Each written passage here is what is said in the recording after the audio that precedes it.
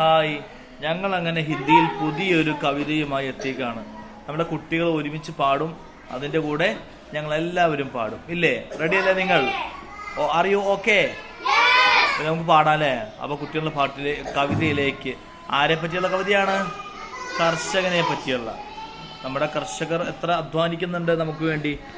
അപ്പോൾ അവരെ പറ്റിയുള്ള മനോഹരമായൊരു കവിത നമുക്ക് കേൾക്കാം. റെഡി? 1 2 3 സ്റ്റാർട്ട്. പാട്ടെ.